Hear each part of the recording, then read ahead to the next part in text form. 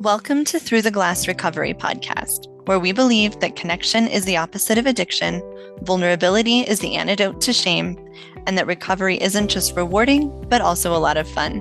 We're your hosts, Julie and Steve. Listen as we get together with friends to shed light on the hard things, talk about the other side of addiction, and how we create a life so full there's no space left for alcohol.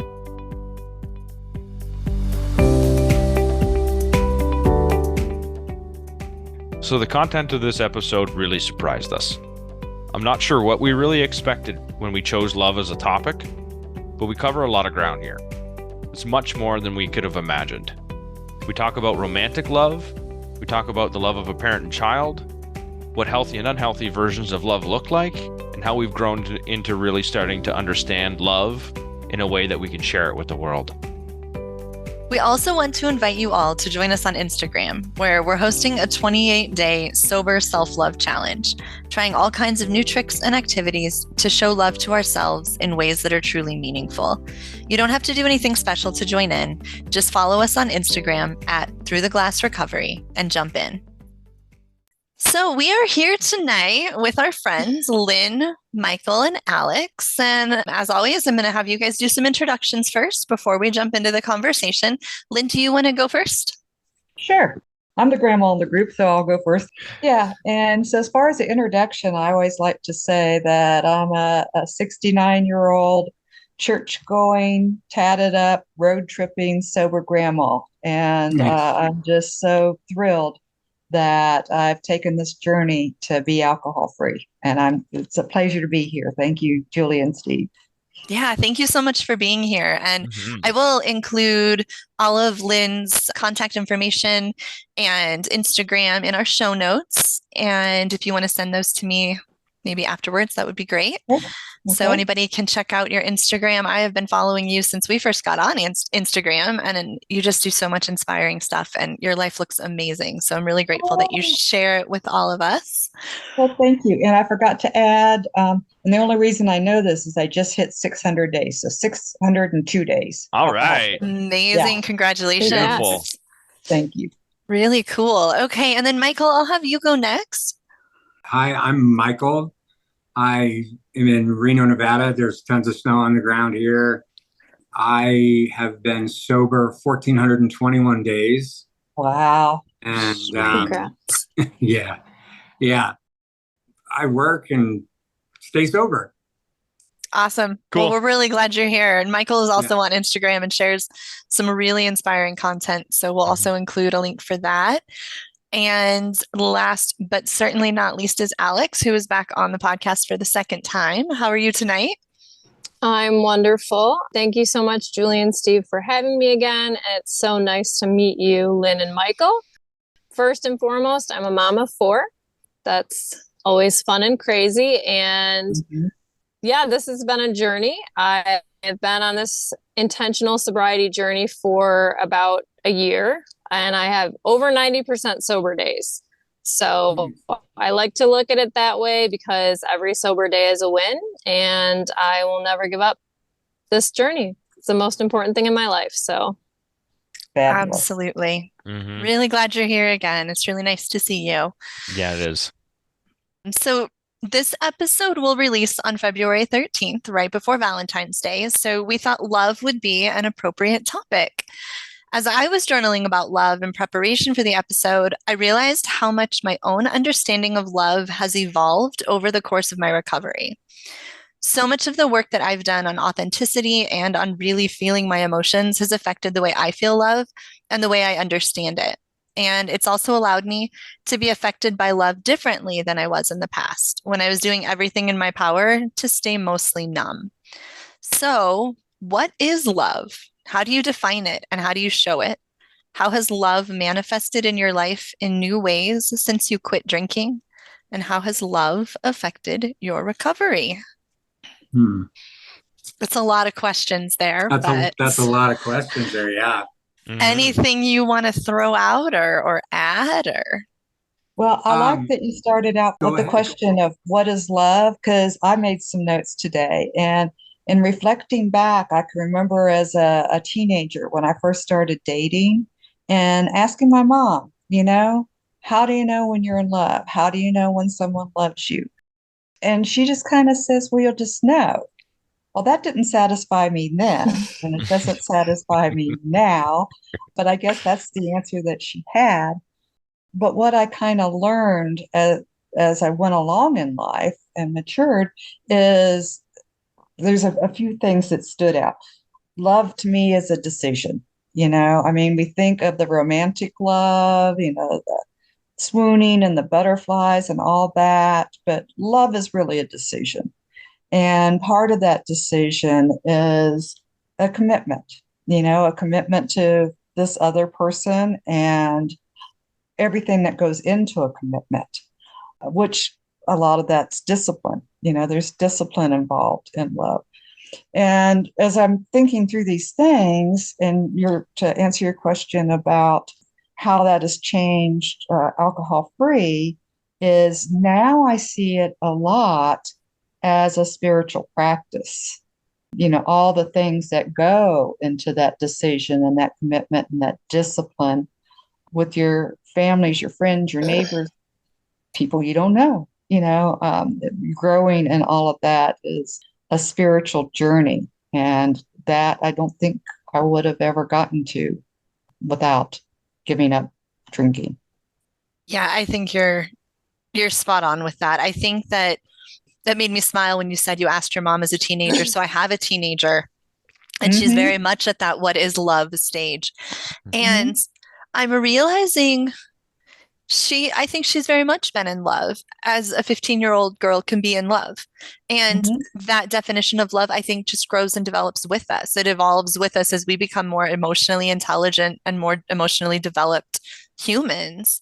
I think that definition or the definition of love and that feeling of love absolutely just evolves with us. It's been kind of an interesting conversation I've had with her and kind of just an interesting experience as a parent to watch. But I do think that it evolves. And I think that for me, my emotional development pretty much ended when I was 15 or 16 years old. Mhm. And, I think when we quit drinking, that picks back up and we Mm-hmm. start developing emotionally again. And I can feel even my definition and understanding of love growing and developing again now that I feel like I'm making forward progress there again, if that makes sense.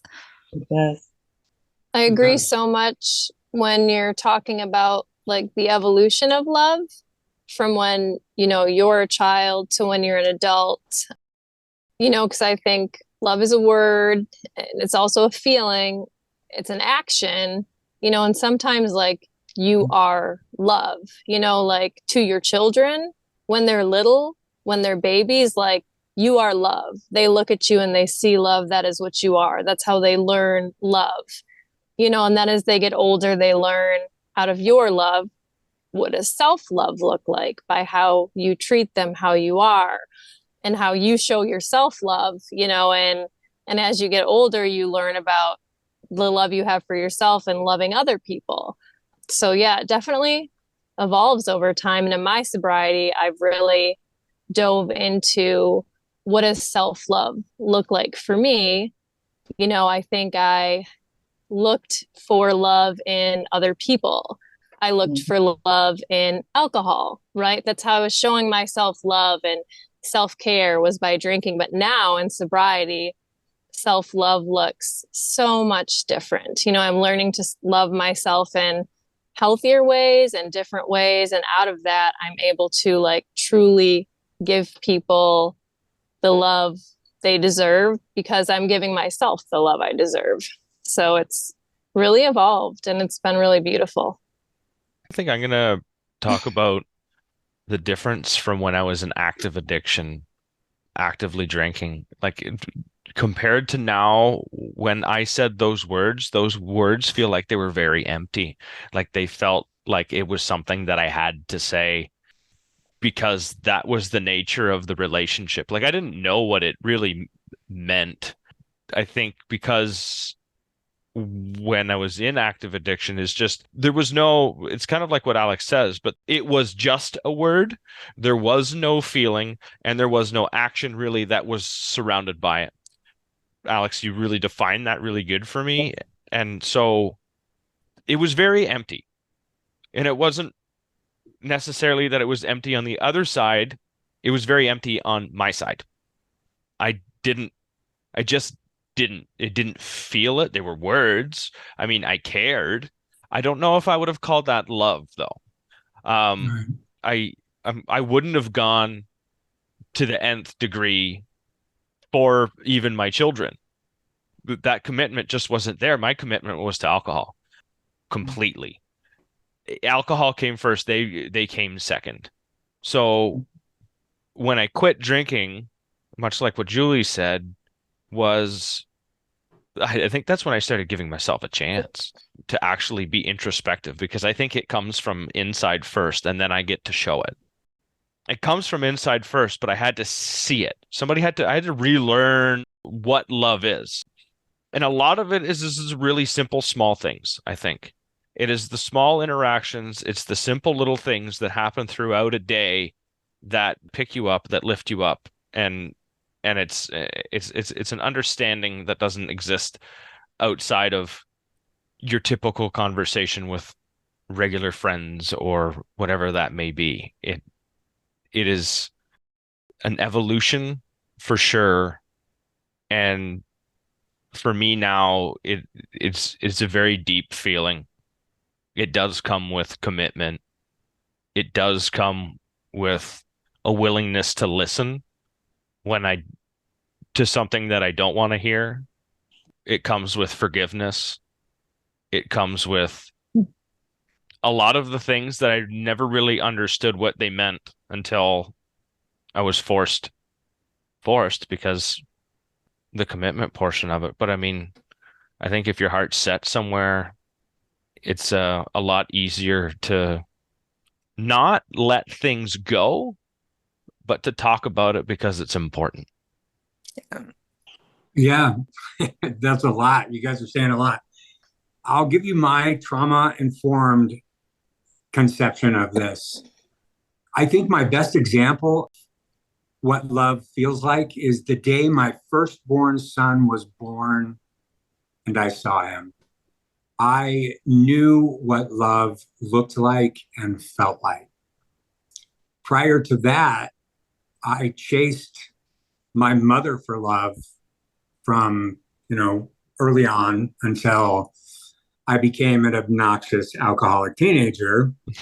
And when I wasn't getting what I was getting from her, unfortunately, for a few beautiful and lovely ladies along the way, I attached myself to them seeking what I didn't understand in the first place. So it was attachment and it was kind of desperate and it had a shelf life because it had an attention span. it had an attention span. And, Yeah, I can relate to this big time. Yep. I would say that I sought love in relationships. I've been sober more than I've not been sober throughout my life. I've been in recovery on and off since I was 17 years old. And I sort of got it that I was an alcoholic the first time I went through treatment because it explained a lot of things to me. But what I didn't understand was why certain things happened after certain feelings came that brought me to ultimately the relapse. And why I bring that up is because at the end of that shelf life of what I attached myself to thinking was love was that same desperate feeling trying to chase the love from my mother. And so all of my relapses and all of my relationships have been absolutely cookie cutter, from the 6-year relationship that was my first to the 16 years I was married to the last relationship that I had before I got sober this time. Even when I was in the relationships in recovery before, it was still the patterns. It was still those unhealed love seeking patterns. And so it's hard for me to say I know what love feels like, because right now, when you guys were talking, it was triggering some stuff inside of me. And I could feel those butterflies that you get with anxiety, Mm-hmm. but it's also the butterflies that I get on a first date, Mm-hmm. right? Yeah, excitement and So, anxiety physically feel the same right. way. It's Yep. it's the same sort of, so I guess I love you guys. I could say that, and that would be honest. Yeah. Aw. To me, what I haven't quite discovered yet, but what I hope love is you all said it. Love is action, Mm-hmm. right? Yeah. Love for myself is going to meetings and taking action and Mhm. getting a coach and seeing a therapist and all that stuff. It's actions. And then it's also time, Yeah. right? I Mhm. never sat down long enough. And what did my one therapist say? The second I owned the love that I thought I was due, I was gone to be successful in my sober life, not taking into consideration the relationship. And then, of course, when I was ready to enjoy that love 6 or 16 years later, they were like, hey, what the fuck? Who are you? And what do you want from me? Yeah. Right? So I mean, that's really what I can say about that. Yeah. That is all really insightful, though. Like, there's so much self-awareness in there Mm-hmm. and understanding of what you've experienced. I think I realized for me, authenticity has been the big foundation for recovery for me. I spent so much time being a perfectionist and a people pleaser, and everything I thought I was supposed to be, I just completely lost touch of myself. And I think I was only able to love from that place, but I was also only like the love that I received didn't feel authentic because nobody knew who I really was anyway, if that makes sense. Yeah. And so Yeah. it's been a really interesting experience to start letting people really see me, flaws and character defects and all, and then still be loved.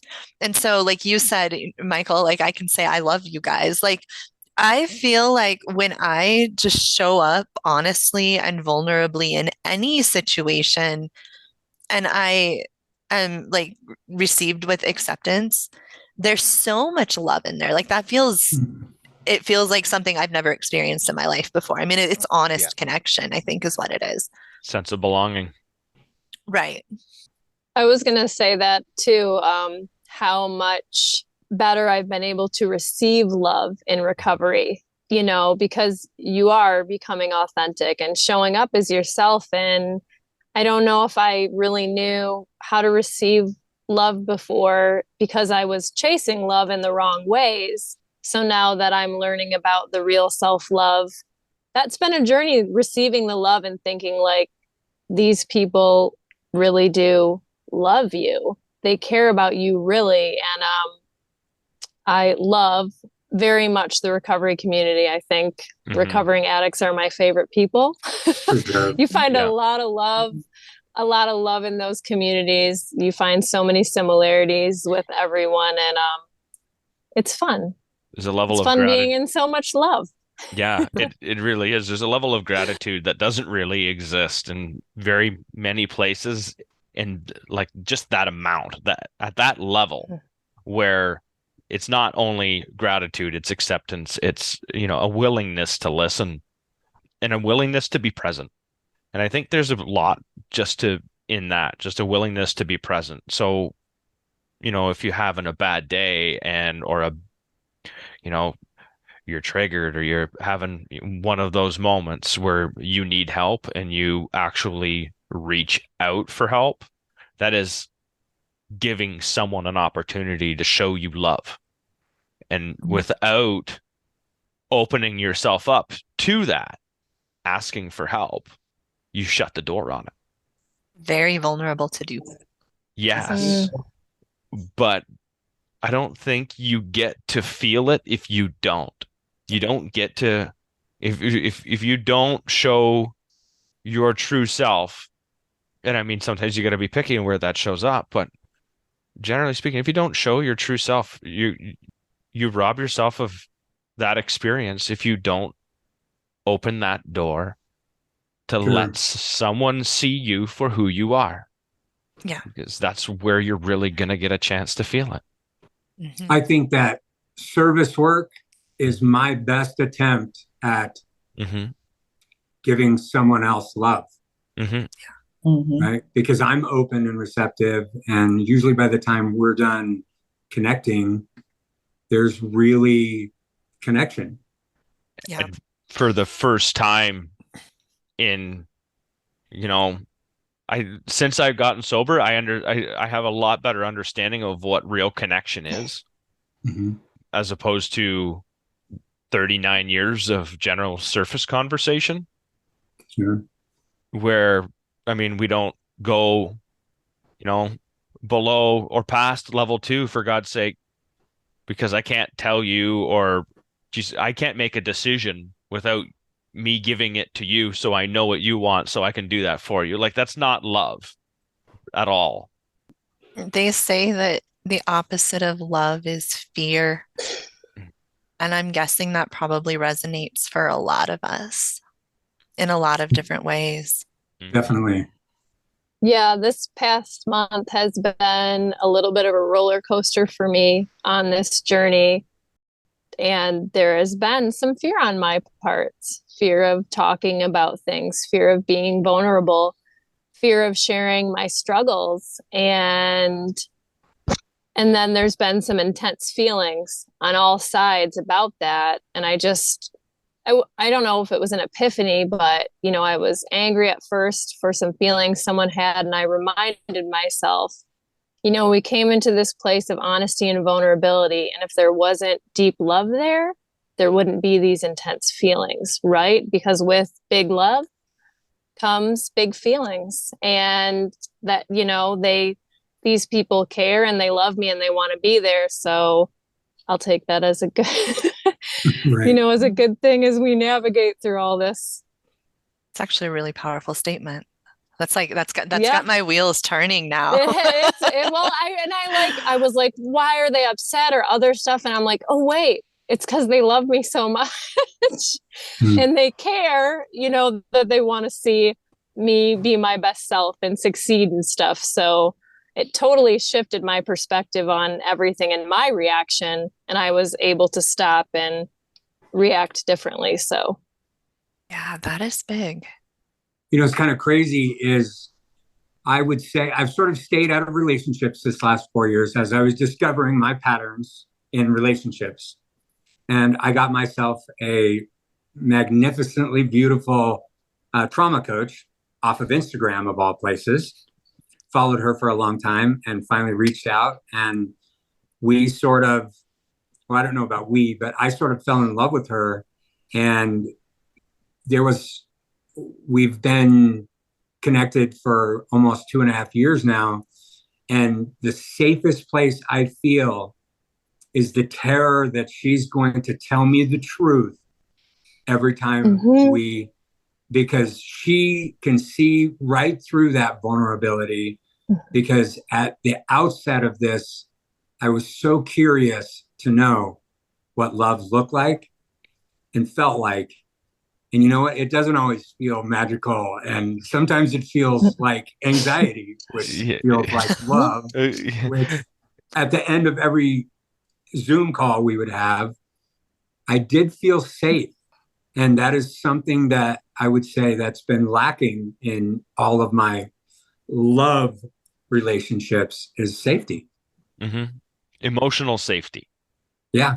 I think that's what you're saying there is emotional safety, where That's right. you can just let it out on the line and it's not going to come back and slap you in the face. It's not going to come back and be used as a dagger or a weapon.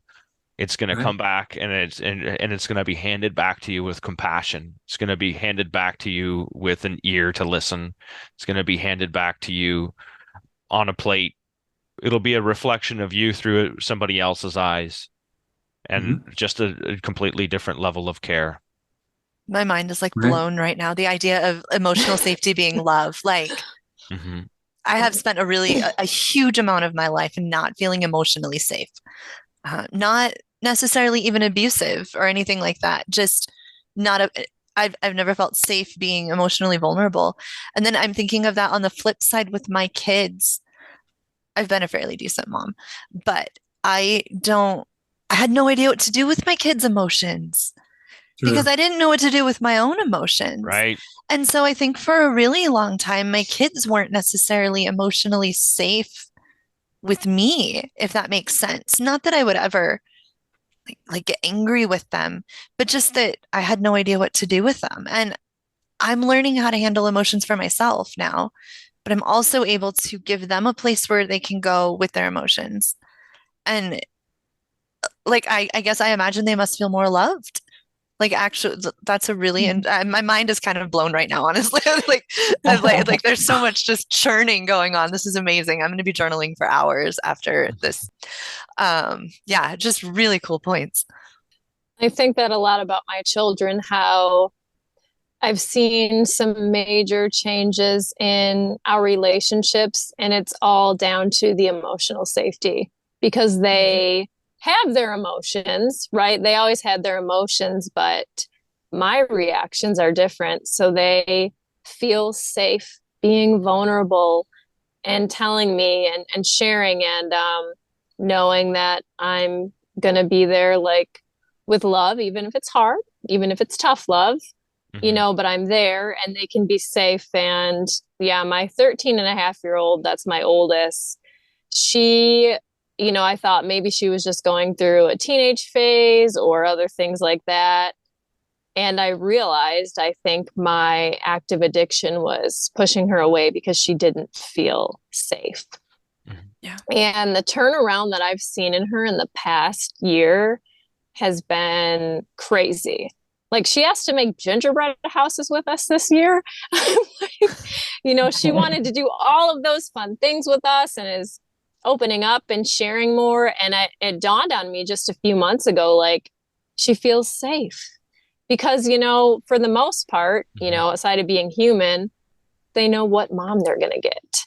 They know, you know, but we've also had some struggles. You know, I've been in my recovery and, you know, really worked to make that a priority. And my son will say things sometimes like, oh, another meeting. And I'm like, all right, Jacob, you know, all right, Jacob, like this is part of me loving myself.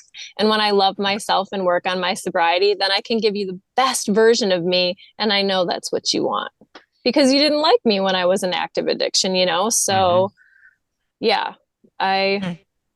I think that grateful. I think that the term we're looking for is emotional availability, and Yeah. Yes. and when you're Yes. and when you're when my mom was not emotionally available, then it was an attachment, right? It was an attachment because I Mm-hmm. needed stuff from her. I needed Hmm. her to put a roof over my head and keep the refrigerator full, and she was not emotionally available to me.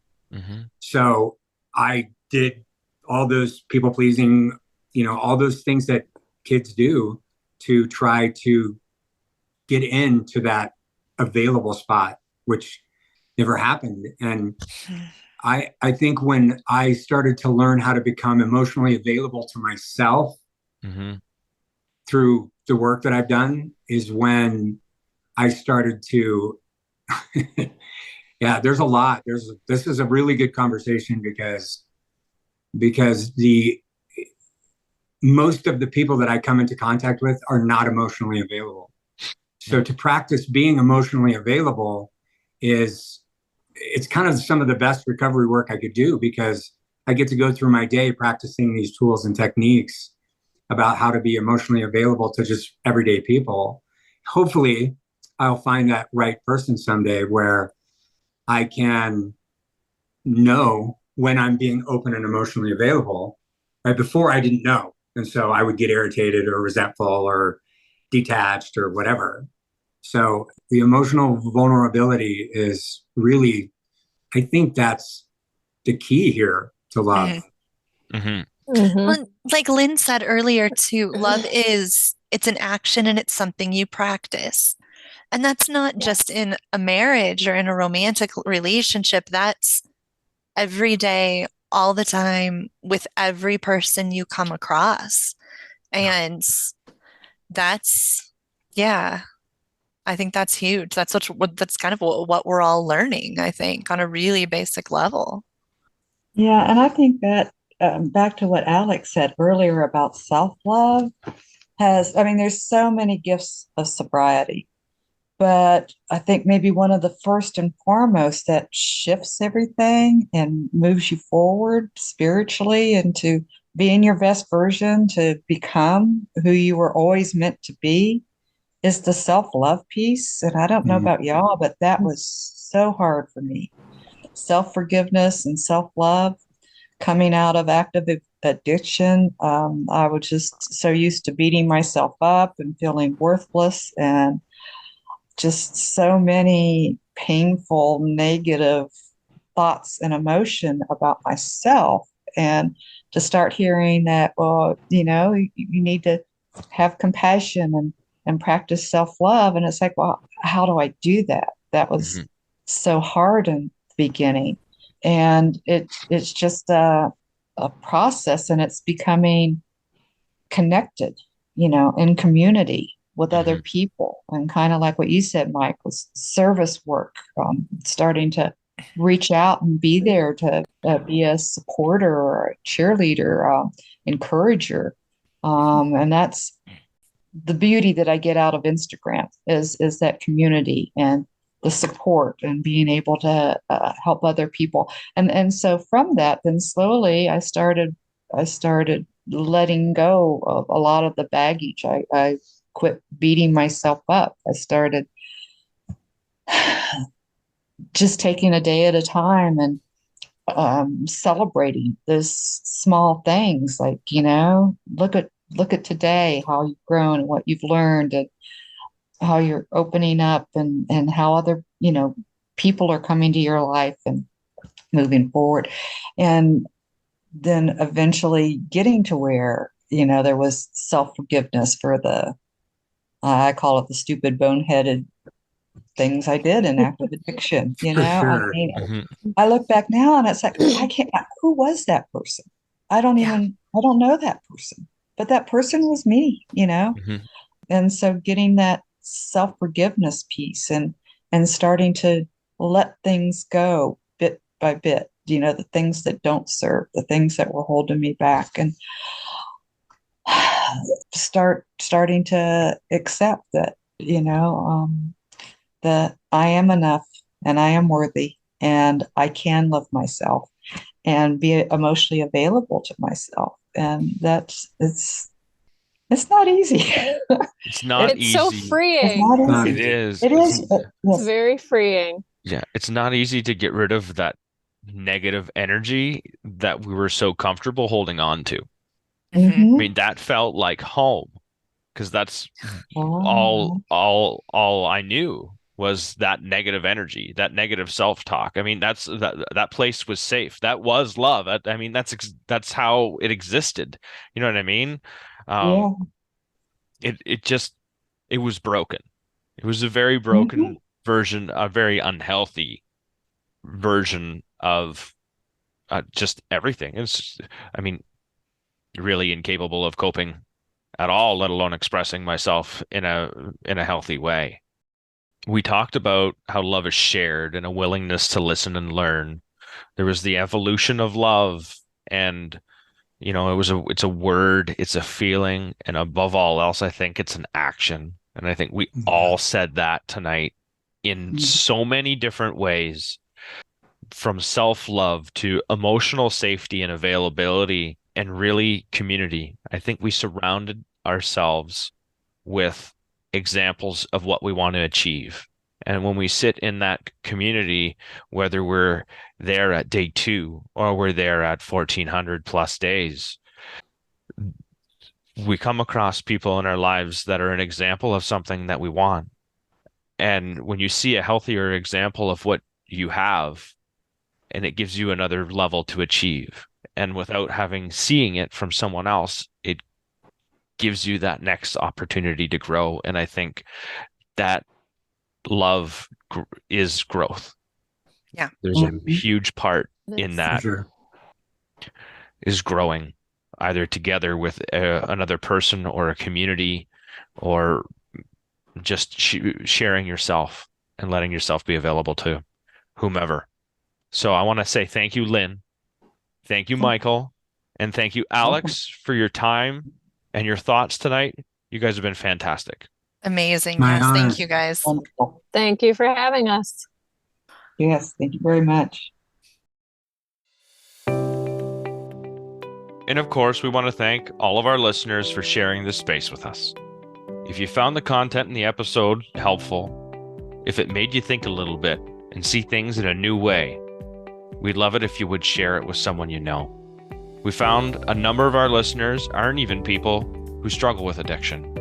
Most of what we talk about here is just learning how to do life. So if you know someone that might benefit from it, pass it along.